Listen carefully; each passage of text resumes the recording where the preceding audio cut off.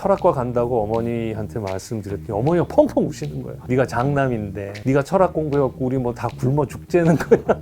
철학 공부하면 다 무슨 이 거지들이 되는 거라고 생각을 하시고 계셨나 봐요. 친척들이 전부 부르는 거예요, 저를. 그리고 친척들 앞에 무릎 꿇고 앉아갖고 저 철학과 안 가겠습니다. 그랬어요. 그리고 대학에 들어가니까 결국 수강 신청할 때 철학교가 한 강좌 들을 때마다 세계가 이렇게 새로 열리고 너무 신나는 거예요. 근데 여기서 또 반전이 있는 거예요.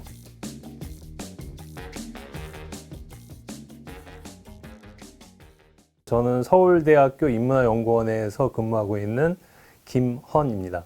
제 전공은 서양 고전학인데 그 중에서도 특별히 그리스 쪽에 좀 더 무게 중심을 두고 공부하고 연구하고 있습니다. 제가 고등학교 때 선생님들이 그런 숙제를 내잖아요. 독서, 뭐 독후감 내고 이런 거. 근데 그때 그 윤리 선생님이었나? 저희에게 내린 숙제가 뭐였냐면 소크라테스의 변명을 읽게 하는 거였어요. 근데 그 중에서 한 구절이 저한테 박힌 게 있었거든요. 그게 뭐냐면 숙고하지 않는 삶은 살 가치가 없다. 그게 이렇게 왠지 이렇게 굉장히 깊게 남아 있었거든요. 그래서 그게 무슨 말인지 한번 곱씹어 봤어요. 근데 이제 어떤 일이 있을 때, 뭐, 우리가 명제처럼 금과 옥조의 진리처럼 되뇌는 말이 있잖아요.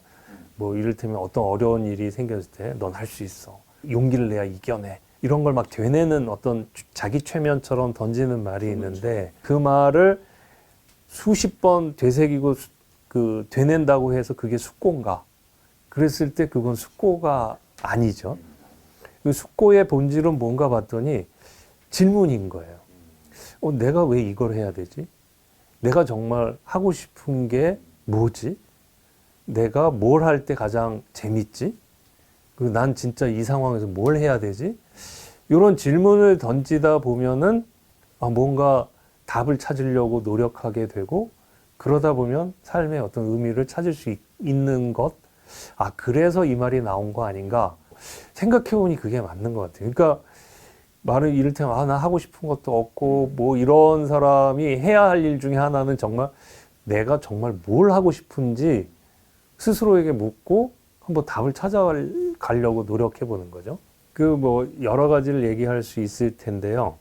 일단 뭐 모든 분들이 공감하실 수 있는 것부터 한번 해보죠. 뭐 고등학교까지 그 모든 사람들이 천편일률적인 어떤 과정을 거치면서 한번 결정적인 결정을 내려야 될 순간이 오잖아요. 대학 입시 어디를 갈 건가?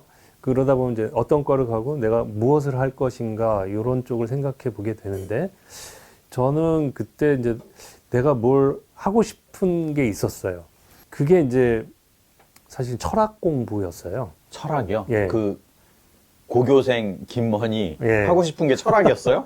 근데 그거는 대단히 희한한 일은 아니고 제가 고등학교 3학년 올라가면서 이제 대학 입시에 전념해야 될 나이에 아버님이 갑자기 돌아가신 거예요. 아버님이? 예. 그러면서 그 저랑 같이 며칠 전만 해도 같이 얘기하고 따뜻하게 온기를 가지고 계신 분이 정말 딱딱하게 굳어서 앞에 이렇게 놓여 있는 모습은 굉장히 충격적이었거든요. 그러면서 아무리 만져도 움직이질 않는 거예요. 그러면서 사람이 저렇게 되는 건가? 그 죽은 다음에 그러면 어떻게 되는 거지? 이렇게 죽는다면 뭘 하면서 살아야 되는 건가? 뭐 아무리 대단한 일을 다 하더라도 저렇게 그 어떤 그 물질처럼 하나의 물질이 돼갖고 쓰러지고 움직이지도 않는데 뭘 해야 의미가 있을까? 이런 고민이 막 생긴 거예요. 그리고 내가 대학을 간다는 게 무슨 의미가 있을까? 그러면서 고3 올라가서 대학 입시 공부를 해야 되는데 할 때마다 그게 생각이 듭니다. 내가 이걸 왜 해야 되지? 내가 가다가 죽을 수도 있잖아. 계속 이런 질문이 생겼어요. 그러니까 어린 나이에 너무 큰 충격을 받아가지고 뭐 고상하에서 철학을 공부한다는 게 아니라 충격이 너무 커가지고 막 그때 방황이 엄청 났었어요. 공부도 안 하고 막 돌아다니고 막 방황하고 그러면서도 그러면 이걸 어떻게 해결해야 되는가 막 그 혼란이 너무 컸는데 그 어렴풋이 철학 공부를 하면 이 질문에 답이 생길 거라는 그런 막연한 생각을 했고, 그래, 내가 언제 죽을지 모르는 인생을 살고 있는데 내가 왜 살고 있는지는 좀 알고 죽어보자. 이런 마음이 입학하려고 그럴 때 그 철학과를 지망하게끔 했었어요. 근데 결과적으로 못 갔죠. 아, 철학과를? 네.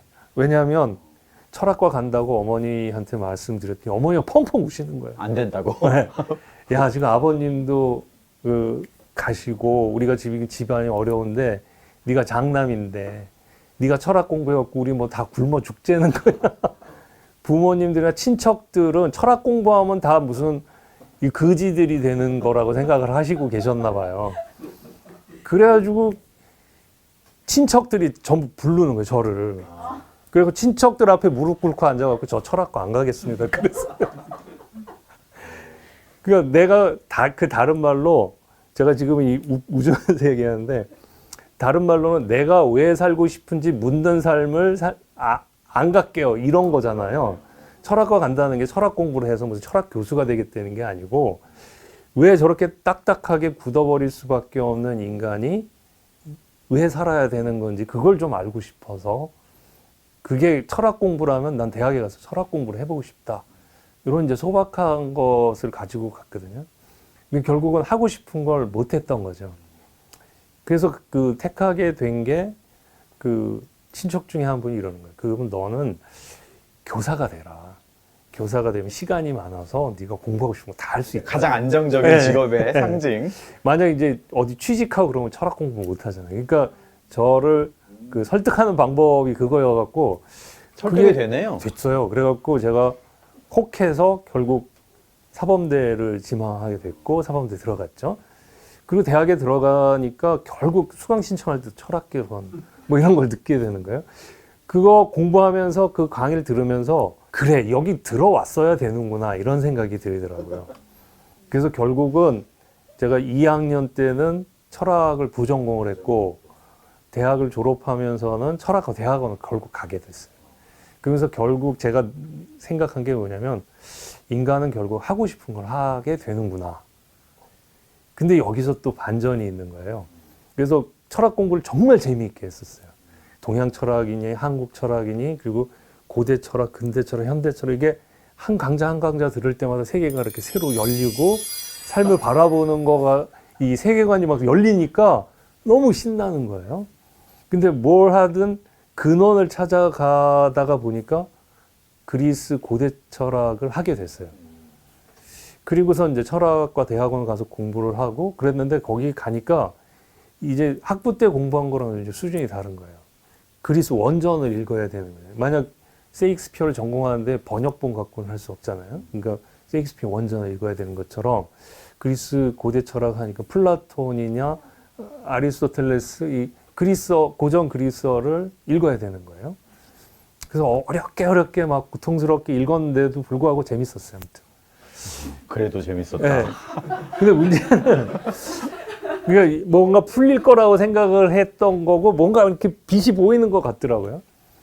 그러다가 이제 석사 논문을 마치고 박사 과정을 들어가야 되는데 선생님들이 그때 고전학과를 만든 거예요.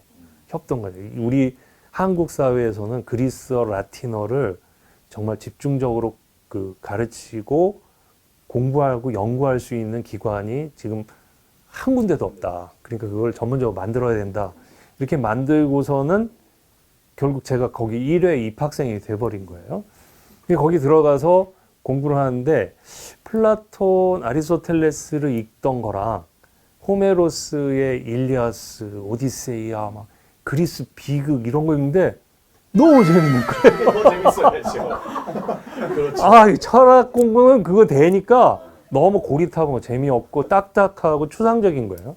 막 인간이 막 그 열정에 막 분노해서 막 사람 죽이고 막 부인이 남편 도끼로 찍어 죽이고 이런 걸 보면서 와, 그 인간이 도대체 뭐냐 이런 게 너무 강렬하게 온 거예요. 그러면서 제가 프랑스 예술 영화에서 헐리우드 액션 무비로 이제 넘어오신 거죠. 그러니까 하고 싶은 것을 했을 때 그 재미랑 제가 잘 몰랐던 제가 하는 어떤 일에서 정말 즐거운 일이 있다는 걸 새로 발견한 거죠. 그래서 제가 그때 내가 하고 싶은 것과 내가 해서 즐거운 것이 다를 수 있구나. 그러니까 내가 원하는 일이 뭐냐라는 질문도 있지만 예, 예. 내가 해서 뭐가 재미나고 즐거운가? 즐거운 일은 뭐냐? 이거는 서로 다른 질문이군요. 다른 질문일 수 있다는 거예요. 그게 맞을 수도 있죠. 하고 싶은 걸 하면 일치할 수도 있죠. 예, 재미있긴 한데 하고 싶은 거라고 해서 뛰어들었는데 해보니까 재미없는 것도 있거든요. 우리 아들도 그러고 우리 애들도 그래. 뭐 하고 싶다 그래갖고 뭐 시켜주면 며칠 후에 안 해요. 그래서 왜 하냐면 재미없어. 너 하고 싶다며. 하고 싶어서 하긴 했는데 하니까 재미없다는 거예요. 그러니까 재미있는 건 따로 있었던 거죠. 그러니까 저 같은 경우도 철학 공부를 하고 싶었고 그게 내 삶의 어떤 문제를 해결해 줄 거라는 그런 욕구 때문에 시작을 했고 하면서 재밌었는데 다른 공부를 해보니까 훨씬 재미있는 거예요. 사실 제가 공부하는 길을 가서 그렇지 제가 또 어떤 다른 일을 했으면 어떤 다른 데서도 재미를 찾았을 수도 있겠지만 어쨌든 이렇게 그래서 즐겁게 또 공부해 나갔던 편이죠. 그리고 결국 이제 마지막에 교사도 했어요. 그러니까 사범대 나와서 좋은 점 정말 친척께서 말씀해 주신 게 맞더라고요. 교사를 하니까 저는 또 불어 전공을 했거든요. 이게 입시랑 관련이 없으니까 시간이 많이 남더라고요. 그리고 뭐 담임도 잘 안 시켜주고 그래서 열심히 뭐 대학원 공부를 했죠. 그리고 그 박사과정까지 다 하고 나니까 이제 결정해야 되는 순간이 오는 거예요. 내가 교사로 계속 살 것인가 아니면 그 공부 쪽으로 정말 완전히 넘어갈 것인가. 그래서 결정한 그 순간이 제 인생에 있어서는 또 한 번의 이제 가장 고통스러운 선택의 순간이었던 것 같아요. 그 선생님 하는 거 되게 재밌었거든요. 그리고 선생님 하면서 틈새 시간에 공부하고 너무 좋은 생활인 거예요. 근데 이제 서로 아쉬움이 있는 거예요. 내가 아이들한테 좀 더 많은 노력을 할 수 있는데 라는 고민과 내가 공부를 더 잘할 수 있는데 이 고민이 그래서 이 갈등하다가 결국은 내가 재밌는 것 쪽으로 더 가게 된 것 같아요. 그러니까 선생님이 한다는 거는 어떤 의무감이나 보람 이런 걸 찾는 거잖아요. 그런데 공부만큼 이렇게 강렬하진 않았던 것 같아요. 그러니까 이쪽을 갔겠죠. 그래서 이제 즐거운 쪽을 가서 찾아서 했고 그래서 이제 박사학위를 어렵게 가지고 왔어요. 요즘은 어떠냐? 요즘은 제가 하고 싶고 제가 해서 재밌는 일 말고 다른 일들이 더 많은 거예요. 제가 이 정도 위치에 있고 어떤 조직에 속해 있고 그러니까 제가 해야만 할 일들이 굉장히 많이 요청이 되고 요구가 되는 거예요. 대다수 사람들이 처해 있는 상황이죠, 지금. 네. 근데 내가 나 이거 안 해. 나는 내가 하고 싶은 게 있고 해서 즐거운 게 있어라고 밀어놓을 수가 없는 그런 상황이더라고요. 그런데 또 해보니까 내가 해야만 일을 했을 때 거기서 얻어지는 기쁨이 제가 좋아하는 걸 해서 얻을 수 있었던 기쁨과는 또 다른 종류의 어떤 기쁨이 많은 거예요. 그러니까 교수라는 직책을 수행하면서 꼭 해야만 할 일들이 있거든요. 뭐 사소하게는 집에 가서 가장으로서 해야 할 일이 있고, 그러니까 결국은 하다가 보니까 내가 해야만 할 일들을 할 때 내 주변에 있는 사람들이 행복해하는 것들이 보이는 거예요. 그거는 제가 하고 싶은 걸 할 때나 내가 해서 좋은 걸 할 때랑은 또 다른 그런 결과들이더라고요. 그러니까 제 삶은 그 질문으로 바꾸면 이런 거였던, 나는 무엇을 하고 싶은가? 나는 무엇을 할 때 가장 즐거운가? 세 번째 질문은 내가 지금 이 순간 무엇을 해야만 하는가? 그 세 가지 질문이 근데 이게 순차적으로 해서 지금 이것만 생각하는 게 아니라 그 세 가지가 이렇게 누적되면서 그 중요한 던지는 질문이 되는 거예요. 내 생활 속에서. 그 세 번째 것의 질문을 하지 않고 첫 번째, 두 번째 것만 가지고 살 때는 다른 사람에게 대한 배려가 없어질 가능성이 굉장히 높다는 생각이 들어요. 그리고 자기의 책임을 방기하게 되고 그럼으로써 비난을 받게 되고 그러다 보면 외톨이가 될 수도 있고요. 그런 점에서 제가 볼 때는 내가 무엇을 해야만 하는가가 너무 강박관념으로 오는 경우가 또 있잖아요. 네. 그건 첫 번째, 두 번째 질문을 안 하고 가기 때문에 그런 것 같아요. 어려서부터 넌 뭘 해야 돼? 숙제해야 돼? 공부해야 돼? 학원 가야 돼? 그러니까 뭘 해야만 한다는 것만 계속 강요받고 그게 습성이 돼서 첫 번째, 두 번째 질문을 하지 않은 채 인생을 살면 나중에 굉장히 공허할 수 있을 것 같아요. 제가 만나본 많은 분들 중에 내가 헛살은 것 같아, 공허한 것 같아 하는 분들의 대부분이 첫 번째, 두 번째에 대한 질문도 던지지 않고 그 생활이 없는 분들이에요. 내가 엄마니까 뭘 해야 되고, 내가 아들이니까 뭘 해야 되고, 내가 며느리니까 뭘 해야 되고, 남편이니까 가장이니까 이것만 생각하면서 하다 보면 내가 없는 거잖아요. 그렇죠.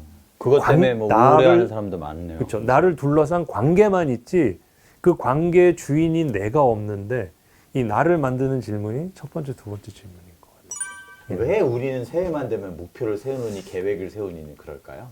그 인간이 만들어 놓은 시스템이 그렇기 때문이 아닐까요? 그 어느 시점을 시작점으로 잡아야 되고 어느 시점을 끝점으로 잡아야 되고 그 하루 한 해가 시작된 그 시점이 뭔가 새로운 걸 시작하는 것으로 모두 이렇게 합의가 된 상태니까 새해가 되면 그래 새로 시작하니까 이 1년이라는 단위를 놓고 뭔가를 해보자 이런 얘기를 하기가 쉬운 그런 시스템 속에서 우리가 살고 있기 때문이 아닐까 생각합니다.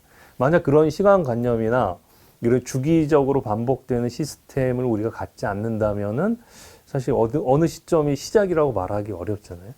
사실 어디가 시작일까요? 어떻게 보면은 모르죠. 네, 그렇죠.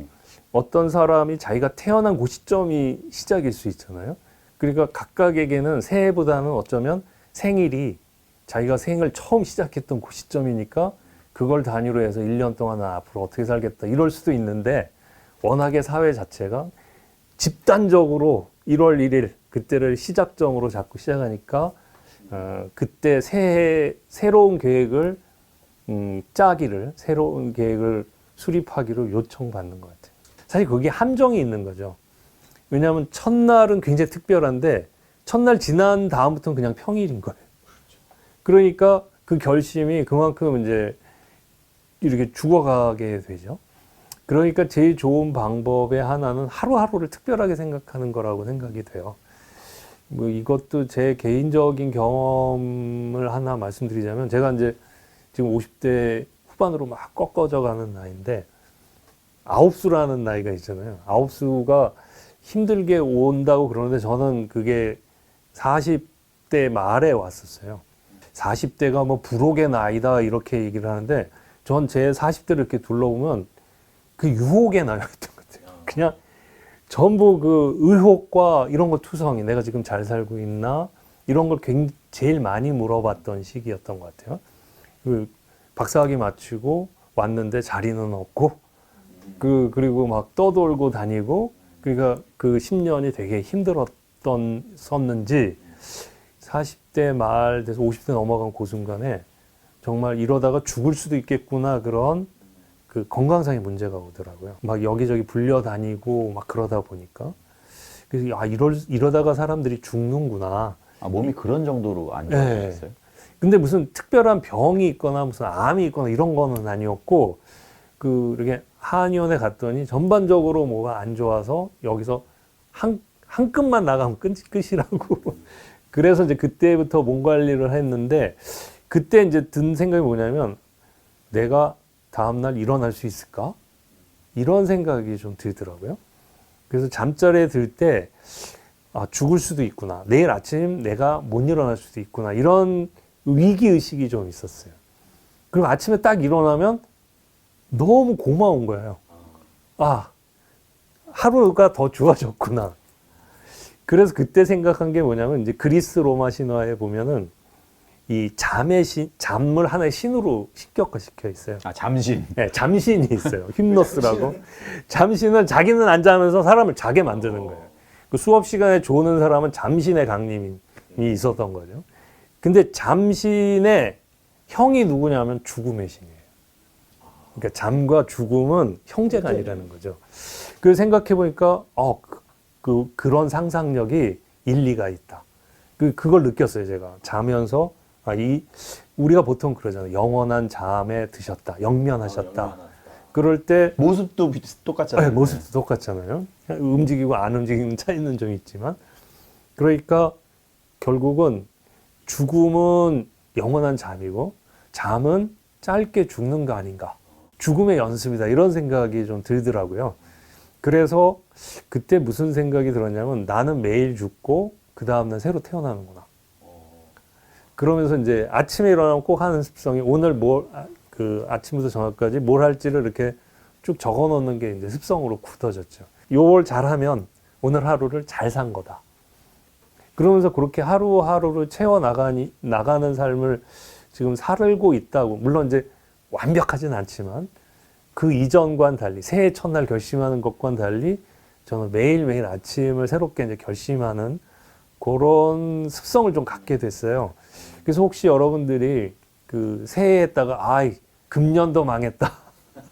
내년을 기억하자.